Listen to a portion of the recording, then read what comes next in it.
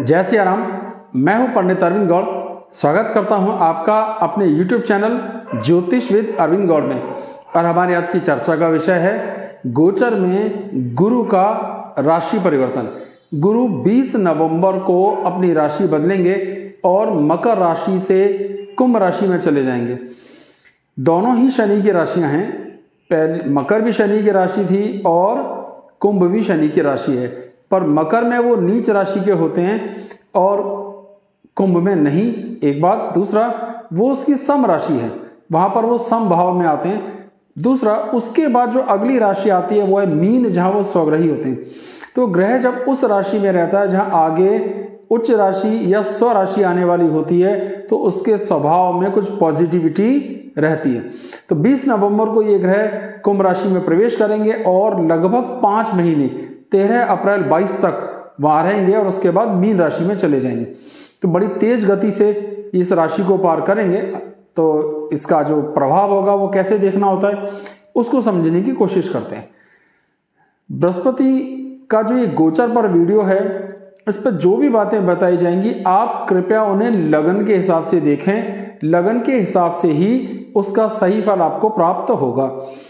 राशि से देखने पर कोई आपत्ति नहीं है, आप चाहें तो राशि से भी देख सकते हैं। पूरे वीडियो में जो भी बातचीत की जाएगी ये बिल्कुल नहीं माने कि वो वर्ड टू वर्ड एक एक शब्द आप पर लागू हो सकता है, ये संभव नहीं है, क्योंकि ये गोचर पर बनाया हुआ वीडियो है। ये आपकी अपनी पर्सनल कुंडली में, जन्म कुंडली में गुरु की स्थिति कैसी है इस पर भी निर्भर करेगा। कोई भी एक घटना सबके लिए एक जैसी होती है। मैं हमेशा बारिश का एग्जाम्पल देता हूं कि बारिश एक जैसी आती है पूरे शहर में, लेकिन कुछ उस बारिश का आनंद लेते हैं और कुछ लोग उस बारिश से समस्या महसूस करते हैं। कुछ के लिए तबीयत खराब होती है और कुछ को बारिश में नहाने का मजा आता है। तो ठीक गोचर को बारिश समझिए। गोचर बारिश की तरह आपकी अपनी कुंडली में स्थितियां कैसी हैं, इस हिसाब से आप पर इस गोचर का प्रभाव होगा। एक वीडियो जिसका नंबर है 151 मैं पहले ही बना चुका हूं, जिसमें मैंने लमसम ये समझने का और समझाने का प्रयास किया है कि आप अपनी जन्म कुंडली में गुरु की स्थिति को कैसे समझें, वो कितना शुभ और कितना अशुभ फल देने वाला है। तो उसका भी आपको हिसाब देखना है। अगर आपकी जन्म कुंडली में गुरु नीच राशि में है या वो नवांश में नीच राशि में है या अस्त है, तो गोचर के अच्छे वीडियो का भी आपको लाभ नहीं होगा। साथ ही अगर इसे उल्टा कर दें कि वो अपनी उच्च राशि में है, शुभ भाव में, शुभ प्रभाव में, तो उसका बहुत अधिक लाभ आपको गोचर में देखने में आ सकता है। इसलिए बेशक ये गोचर का एक वीडियो है, पर ये हर आदमी के लिए, हर जन्म कुंडली वाले के लिए इसका कुछ कुछ भिन्न भिन्न प्रभाव हो सकता है। लगभग एक जैसा होता है, पर कुछ उसमें जो ये वैरी करेगा वो आपकी जन्म कुंडली के हिसाब से करेगा। ये सारी प्रस्तावना बताया जाना जरूरी था, जिससे कि किसी तरह का डाउट ना रहे। इसे आप एक गाइडलाइन के तौर पर इस्तेमाल करें, फाइनल आंसर के तौर पर नहीं। ये एक ईमानदारी है जो मुझे बतानी चाहिए। तो गुरु जो हैं 5 भावों के कारक हैं, 6 के हैं, पर पहले 5 को समझिए। दूसरे भाव, 5वें भाव, 9वें, 10वें और 11वें, इन भावों के वो कारक हैं। इन भावों को वो नेचुरल तौर पर संभालते हैं। महिलाओं के लिए 7वें भाव के कारक भी गुरु हैं। पुरुषों के लिए शुक्र और महिलाओं के लिए वहां पे गुरु। तो महिलाओं के केस में वो 6 भावों के कारक हो जाते हैं, पुरुषों के केस में वो 5 भावों के कारक रहते हैं और लग्न में दिग्बली होते हैं। ये उनकी एक विशेष स्थितियां हैं जिसे हमें समझना है। 3 उनकी मुख्य दृष्टियां हैं, 5वीं, 7वीं और 9वीं। जो ग्रह उनके साथ तालमेल करते हैं या उनके साथ एडजस्ट करेंगे इस बार, जैसे उनसे चौथे घर में गुरु से चौथे घर में बैठे हैं राहु, या राहु से 10वें भाव में बैठेंगे गुरु। एक ज्योतिष का बड़ा शानदार नियम होता है कि जो भी ग्रह से 10वें भाव में कोई ग्रह बैठता है, चाहे वो उसे देखे या ना देखे, पर वो उसे अपने गुणों से प्रभावित करता है। ये एक इंपॉर्टेंट बात हुई। दूसरा, इस पूरे गोचर में बृहस्पति 3 नक्षत्रों में से होकर गुरु का ये गोचर जाएगा और उन तीनों का नाम है धनिष्ठा, शतभिषा और पूर्वा भाद्रपद। धनिष्ठा के नक्षत्र के जो स्वामी हैं वो हैं मंगल, शतभिषा के जो स्वामी हैं, नक्षत्र स्वामी, वो है राहु, और पूर्व भाद्रपद के हैं गुरु।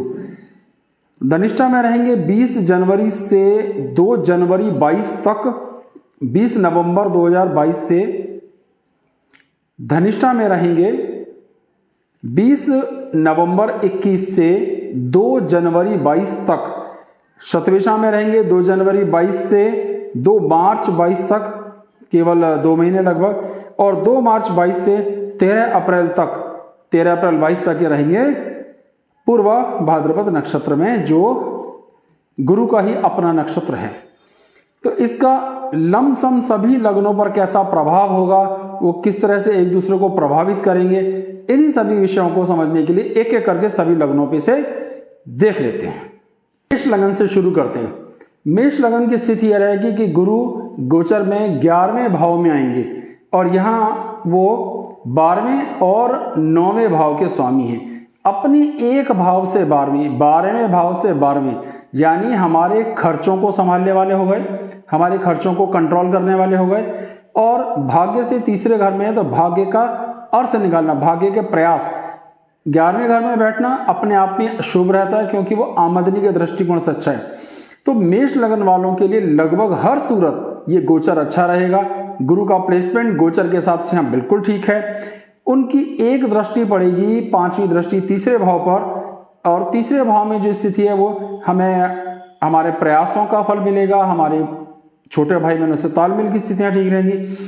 जब और ये धन से धन का भी है, दूसरे भाव से दूसरा भाव भी है, तो धन प्राप्ति का, तो आमदनी भी आ रही है, धन के योग भी बन रहे हैं, भाइयों से तालमेल हो रहा है, की हुई मेहनत के रिजल्ट मिलने की जबरदस्त संभावना यहाँ पे दिखाई देगी। तो बृहस्पति का ये गोचर की जो पहली दृष्टि है वो बड़ी शुभ है। दूसरी दृष्टि पड़ेगी 5वें भाव में। 5वें भाव से हम मोटे तौर पर संतान के सुखों को देखते हैं, बहुत अच्छा योग है। जो भी ऐसे हमारे भाई बहन हैं, बेटे बेटियां हैं जो इस समय संतान के इच्छुक होंगे, तो उनके लिए संतान प्राप्ति का बहुत सुंदर, पुत्र प्राप्ति का बहुत सुंदर योग बनना चाहिए। थोड़ा बहुत उनकी कुंडली पर भी निर्भर करेगा, लेकिन गोचर स्थितियां बहुत अच्छी हैं। जो विवाह के इच्छुक हैं उनके लिए विवाह का भी बहुत ही सुंदर योग यहाँ पर बना रहेगा जब तक ये गुरु का गोचर रहेगा। ये बात मेष लगन वालों के लिए हो रही है। तो सही समय पे सही फैसला, पढ़ाई लिखाई की स्थितियां, संतान का सुख, संतान प्राप्ति का सुख भी बहुत अच्छी बात। कुछ हद तक डाइजेशन, पेट से संबंधित खराबियां, क्योंकि पूरा पाचन भी हम पंचम भाव से ही देखते हैं, उसकी स्थितियां भी बिल्कुल ठीक रहेंगी। इसकी तीसरी दृष्टि, 9वीं दृष्टि पड़ेगी वैवाहिक जीवन के घर पर। ये जो 7वां भाव है, चौथे भाव से चौथा, मतलब सुखों का भाव भी है, तो सुखों की वृद्धि होगी, वैवाहिक जीवन के सुखों की वृद्धि होगी, ससुराल वालों से तालमेल और उनके साथ सुखों की वृद्धि होगी। इसके साथ दशम भाव से दशम में जीवन स्तर को ऊपर उठाने का मौका मिलेगा, रोजमर्रा की आमदनी बढ़ेगी। तो ऐसा लगभग एक भी पॉइंट नहीं है जिसके लिए ऐसा सोचा जाए कि मेष लगन को कोई नुकसान इसमें होने वाला है या किसी तरह की फिक्र है। तो गोचर में जितना भी लाभ इन्हें मिलना संभव है, मिलेगा। वृषभ लगन की बात करते हैं। वृषभ लगन के लिए 9वें भाव से दशम भाव में आएंगे और अष्टम भाव के स्वामी हैं। तो एक तरफ वो अष्टम के स्वामी हैं और अष्टम के स्वामी होकर कहाँ जा रहे हैं, दशम भाव में। ये थोड़ी खराब पोजीशन है। और 11वें भाव से अपने यानी 11th हाउस के स्वामी हैं और उससे 12वें घर में बैठे हैं। लेकिन जन्म कुंडली के केंद्र में आने के कारण स्थिति यहाँ शुभ है, खराब नहीं है। अष्टमेश होने की अपनी समस्याएं हैं, वो भी देखी जाएंगी, लेकिन यहाँ खराब स्थिति नहीं है। गोचर के हिसाब से या परमानेंट कुंडली में भी यहाँ पर गुरु कारक नहीं है, कारक ग्रह नहीं है वो, लेकिन फिर भी केंद्र में बैठता है, प्लस पॉइंट हुआ। और जो भी स्टार दशम भाव में आता है वो लगन को प्रभावित करता है, चाहे वो उसे देखे या ना देखे, ये एक नियम है। तो उसकी पहली दृष्टि कुटुंब के घर पर आएगी, थोड़ी शत्रु दृष्टि रहेगी, इसका मतलब थोड़े मनमुटाव, थोड़ी खींचतान हो सकती है। ये भी देखने में आएगा जो पहले कुछ खींचतान हो, लेकिन जैसे जैसे गुरु उतरने की तरफ आएगा मार्च के बाद, तो ये बिल्कुल संभव है कि पुराने सब झगड़े सॉल्व हो जाएं, तालमेल मीठे हो जाएं, व्यवहार कुशलता, यानी थोड़ी लड़ाई भी हो सकती है और बाद में सारा पैचअप भी हो सकता है। बोली भाषा व्यवहार संतुलित रहेगा, तालमेल ठीक रहेंगे, सुखों की वृद्धि होगी, मकान का, धन का, वाहन का, विदेश यात्राओं का, माता जी के साथ तालमेल को लेकर कोई कमी यहाँ देखने में नहीं आएगी। लेकिन थोड़ा बहुत ये हो सकता है कि कुछ पैसा खर्च करने की स्थिति आए, कुछ आप खरीदें, तो इसमें कोई बुरी बात नहीं। तो जब हम कुछ खरीदेंगे तो हम पैसा कमाते ही किस लिए, खरीदने के लिए। तो कुछ खरीदने के भी सुयोग यहाँ पर बनते हुए दिखाई देते हैं। शत्रु पक्ष आपके कमजोर रहेगा, आपकी बात सुनी जाएगी, आपकी बात मानी जाएगी, वो आपसे प्रभावित रहेंगे, तो ज़्यादा आपका विरोध नहीं होगा। ना ही स्वास्थ्य के दृष्टिकोण से बहुत तकलीफ है। कुछ पैसा बिना मतलब ब्लॉक हो सकता है, कुछ झगड़े झंझट के सॉल्व करने में पैसा लग सकता है। देखिए किसी से आपका लेन देन था, उसकी एक अच्छी खासी कुछ खींचतान चल रही थी, इस दौरान एक बात सेटल हो गई, उस सेटल पर आपने जो भी एक अमाउंट तय हुआ आपने पे कर दिया, तो एक तरह से तो अच्छा ही हुआ। तो वृषभ के लिए भी लमसम देखें तो स्थितियां ठीक हैं, बहुत खराब स्थितियां नहीं हैं, उनके लिए भी यहाँ लाभ होने की अच्छी स्थितियां दिखाई देती हैं। मिथुन लगन की बात करते हैं तो 2 केंद्रों के स्वामी हैं 7वें और 10वें घर के, और कुंडली के 9वें घर में बैठेंगे भाग्य स्थान पर। यहाँ के वो कारक भी हैं, तो बड़ी अच्छी स्थिति हो गई। कारक होने के कारण वो क्या कर रहे हैं कि जिस भाव में कोई ग्रह कारक रहता है वहीं पर अगर वो रहता है तो उसका बल, उसकी सामर्थ्य थोड़ी इंप्रूव हो जाती है। तो पिता के साथ तालमेल, धर्म के साथ तालमेल, व्यवहारिकता आपकी इंप्रूव होगी। संतान से संतान, पंचम से पंचम भाव का योग बनता है, तो संतान प्राप्ति के जो इच्छुक लोग हैं, जो इस समय प्रयास कर रहे हैं, उनके लिए संतान प्राप्ति का, जो विवाह के इच्छुक हैं उनके लिए विवाह के लिए भी परिस्थितियां बनेगी, क्योंकि गुरु की दृष्टि लगन पर आएगी। तो ये 2 अच्छे योग यहाँ पर बनते हुए दिखाई देते हैं। जिनके बच्चे बड़े हैं और उनकी पढ़ाई लिखाई से संबंधित अगर वो तनाव करते हैं तो उसमें कुछ कमियां देखने में आ सकती हैं। तो संतान से संबंधित सुखों का यहाँ पे बड़ा सुंदर योग बनता दिख रहा है। लगन पर गुरु की पूरी दृष्टि आएगी, जो हमारी सौंदर्य को थोड़ी सी इंप्रूव करेगी। लेकिन शत्रु दृष्टि पड़ने के कारण ये हो सकता है कि थोड़ा बहुत वेट गेन हो जाए, तो थोड़ा वजन को कंट्रोल करें, थोड़ी सी सामर्थ्य को। ये ऐसी तकलीफें जिसमें बलगम ज्यादा होता है, जैसे गले की खराश, गले की खराबियां भी देखने में कभी कभी आ जाती हैं, तो थोड़ी सी सावधानी अवश्य रखिएगा। स्वास्थ्य के लिए ठीक है। कर्म भाव पर, हमारे प्रयास पर, हमारे एफर्ट्स पर, हमारे तीसरे भाव पर इसकी पूरी दृष्टि है। जबरदस्त सुख प्राप्त होगा। भाइयों के साथ भी आपके मेहनत के रिजल्ट आएंगे, कोशिशों के रिजल्ट भी आएंगे। तो यहाँ ऐसी एक भी बात नहीं है जो खराब हो। वैवाहिक जीवन के हिसाब से, संतान के हिसाब से, ज्ञान के हिसाब से, डाइजेशन के हिसाब से, सेहत के हिसाब से, व्यक्तित्व के हिसाब से, सुंदरता के हिसाब से, भाग्य, पिता और धन, ऐसा एक भी मुद्दा नहीं जो खराब है। चारों तरफ से स्थितियां बहुत सुंदर हैं। मिथुन के लिए ये गोचर बड़ा शुभ रहने वाला है। कर्क लगन की बात करते हैं। कर्क लगन की समस्या ये है कि अभी तक वो केंद्र में थे तो नीच राशि में थे, अब जब वो शिफ्ट हो रहे हैं तो वो अष्टम भाव में आ गए।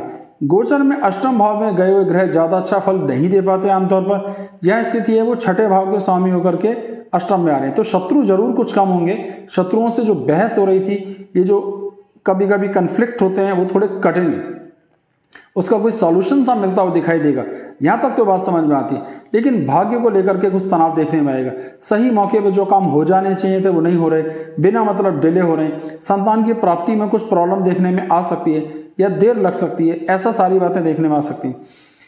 बृहस्पति जब 8वें घर में रहते हैं तो कहीं ना कहीं ऐसी समस्याएं जिसमें जो गले को हमारे को डायरेक्टली बिलोंग करती हैं, गला है या ये पूरा श्वास नलियों वाली दिक्कतें, कभी कभी वो भी देखने में आती हैं। तो गले की खराश, गले की सिरदर्दियां देखने में आ सकती हैं। खर्चे बढ़ेंगे, तनाव बढ़ेगा, कुटुंब के साथ तालमेल की स्थितियों को थोड़ी सी दिक्कत देखने में आ सकती है। और सुखों की बात अगर हम करते हैं तो चौथे घर पर भी दृष्टि शुभ नहीं पड़ रही है, वहां भी शत्रु दृष्टि है।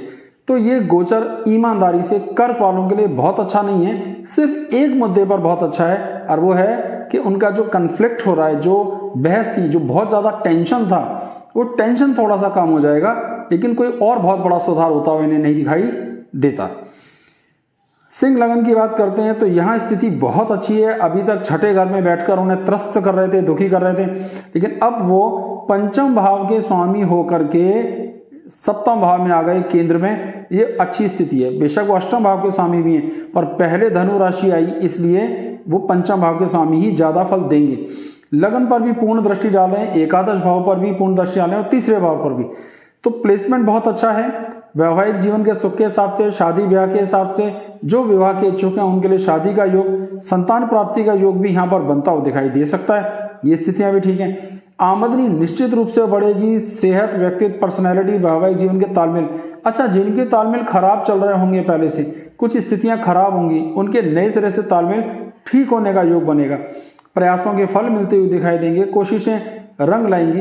तो रिजल्ट क्या निकला? सिंह के लिए तो सारी बातें यहाँ पे ठीक हो गई। तो ये स्थितियां अच्छी हैं। थोड़ा बहुत नुकसान होगा कि जीवन साथी का स्वास्थ्य थोड़ा प्रभावी देखने में आ सकता है। ससुराल पक्ष में किसी के हेल्थ को लेकर के कोई दिक्कतें देखने में आ सकती है, तो इस थोड़ी बात का ख्याल रखें तो कोई बहुत बड़ी समस्या नहीं है। सिंह के लिए भी गोचर बहुत ही सुंदर है।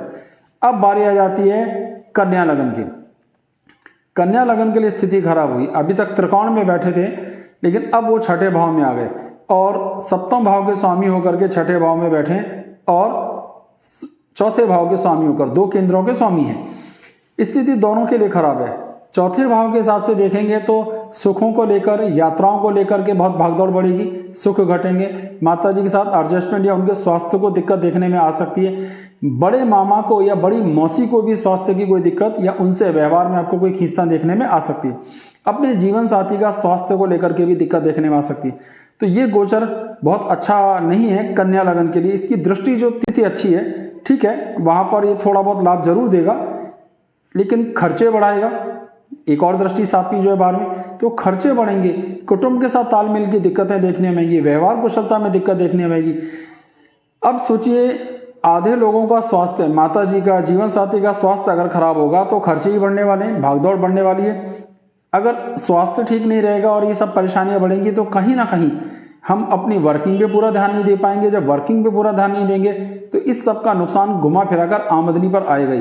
तो कन्या के लिए ये गोचर बहुत अच्छी स्थिति में नहीं है। जीवन साथी के हिसाब से, माता जी के हिसाब से, रोजमर्रा की आमदनी के हिसाब से, सुखों के हिसाब से, मकान और वाहन के हिसाब से और फिजूल की यात्राओं के हिसाब से ये समय खराब है। खर्चे ज्यादा होने वाले हैं, कुटुंब से सहयोग थोड़ा कम मिलेगा, ये भी देखने में आएगा। तो थोड़ी सावधानी यहाँ अपेक्षित है। सावधान रहेंगे, जागरूक रहेंगे तो किसी उपाय की आपको आवश्यकता नहीं पड़ेगी। तुला लगन की बात करते हैं। तुला लगन के लिए अभी तक केंद्र में बैठे थे, अब केंद्र से त्रिकोण में आ गए। स्थितियों में कोई नुकसान नहीं हुआ, अच्छा है। तीसरे घर के स्वामी और तीसरे घर से अपने तीसरे भाव से तीसरे भाव में आ गए हैं, तो ये भी कर्म के फल को, हमारी मेहनत के फल को, हमारी प्लानिंग्स को, हमारी सामर्थ्य को देखता है। संतान प्राप्ति का जबरदस्त योग यहाँ पर बनेगा। जो लोग भी तुला लगन के हैं और वो संतान के इच्छुक हैं तो ईश्वर की कृपाएं उन पर संभव है। जो विवाह के इच्छुक हैं उनके लिए भी यहाँ पे योग बनेगा। तो संतान से संतान, पंचम से पंचम भाव पर दृष्टि है। जो पौत्र पौत्रियों के इच्छुक हैं कि ईश्वर उन्हें दादा दादी बनाए, तो उनके लिए भी यहाँ पर योग बड़ा अच्छा बनेगा। तो पढ़ने लिखने के हिसाब से, ज्ञान के हिसाब से, संतान के हिसाब से, संतान के हिसाब से, भाग्य के हिसाब से, पिता के सुखों के हिसाब से, आमदनी के दृष्टिकोण से, स्वास्थ्य के दृष्टिकोण से, इमेज के दृष्टिकोण से, सब तरीके से अच्छा है। कहीं कोई विशेष खराबी नहीं है। जो थोड़ा बहुत नुकसान देखने में आएगा ये कि हो सकता है बच्चों के स्वास्थ्य को थोड़ी बहुत तकलीफ देखने में आ जाए या इसके लिए थोड़ा बहुत डॉक्टरी ट्रीटमेंट लेने की जरूरत पड़ जाए। तो ये कोई बहुत बड़ी बात नहीं रहेगी, थोड़ी सावधानी रखेंगे तो ये मुद्दा भी निकल जाएगा। वृश्चिक लगन की बात करते हैं। वृश्चिक लगन के लिए अभी तक ये बैठे हुए थे तीसरे घर में, जो उसके लिए अच्छी स्थिति नहीं थी, अब केंद्र में आ जाते हैं। धन के स्वामी होकर के सुख के घर में आ गए। धन का स्वामी सुख के घर में, अच्छी स्थिति है। पंचम भाव के स्वामी भी हैं जो अपने से 12वें हैं, केंद्र में आ जाते हैं।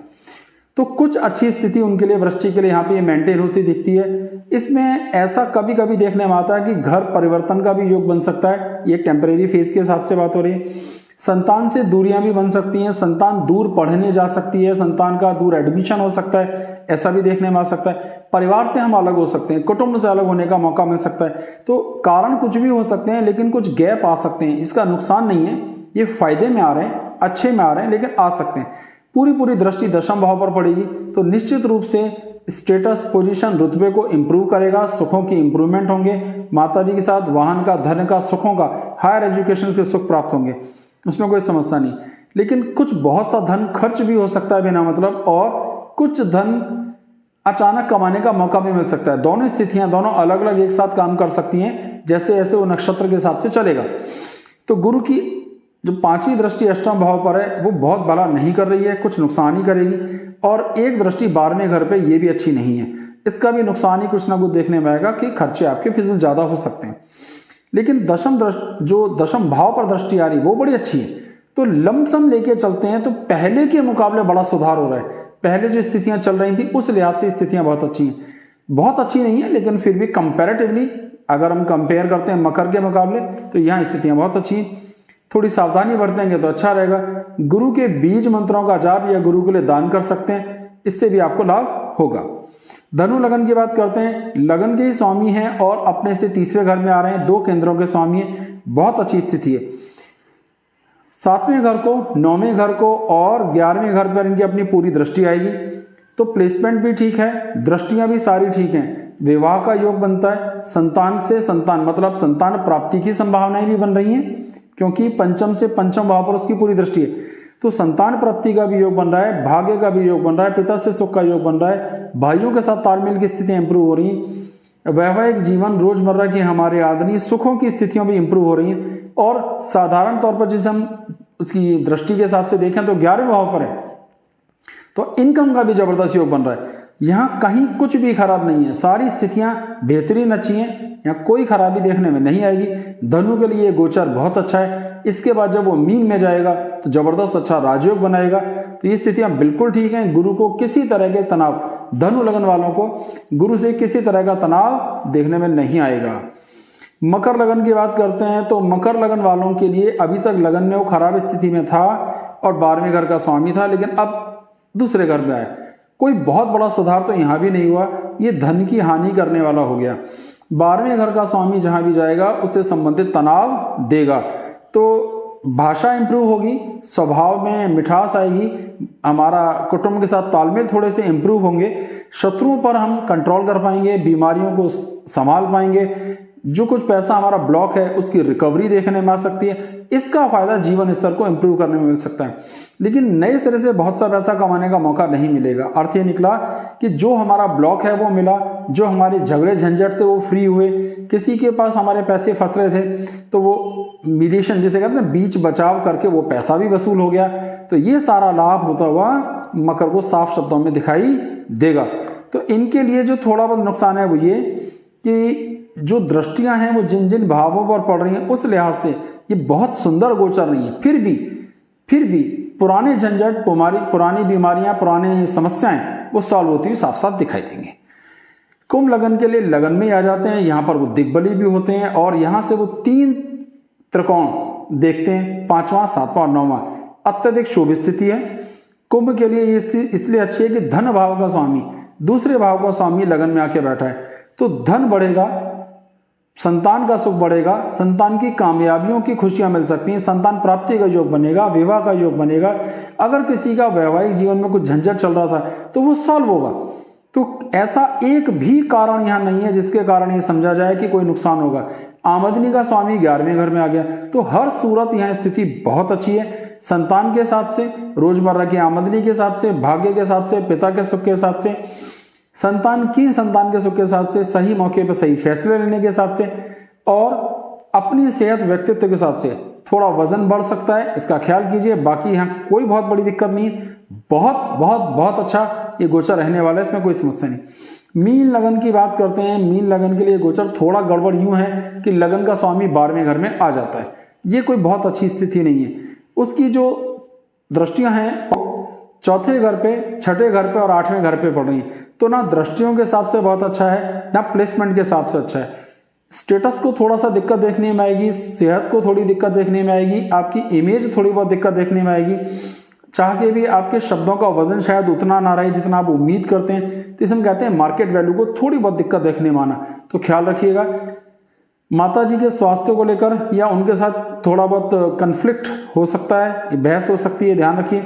शत्रुओं के साथ तालमेल की स्थितियां थोड़ी बिगड़ेंगी, मतलब यह है कि कुछ लोग अपोज करेंगे, बेशक आप उन्हें मना लें, समझा लें, लेकिन वो अपोज तो करेंगे, इसका ध्यान रखना है। कुछ पैसा फिजूल का खर्च हो सकता है, किसी को दे दिया और वो ब्लॉक हो गया, मिल नहीं रहा, तो यहाँ बहुत अच्छी स्थिति नहीं बन रही है, थोड़ा सा मामला नाजुक है, बुरा है। तो अगर सावधानी रखेंगे, गुरु के बीज मंत्रों का जाप और कुछ दान दक्षिणा की बात करते हैं, जो लिस्ट में दिखा रहा हूं, इन चीजों का दान आप करते हैं, तो इससे परिस्थितियां ठीक होती हुई दिखाई दे सकती हैं, इससे थोड़ी राहत अवश्य आएगी।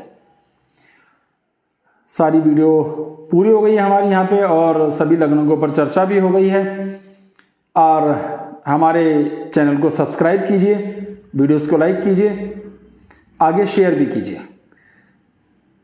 अगर आप अपनी जन्म कुंडली दिखाने के लिए संपर्क करना चाहते हैं तो आप दिए हुए व्हाट्सएप नंबर पे संपर्क कर सकते हैं। कितनी फीस देनी है और किस तरह देनी है वो सारी जानकारी आपको पूछने पर बता दी जाएगी। बहुत बहुत धन्यवाद। जय सिया राम।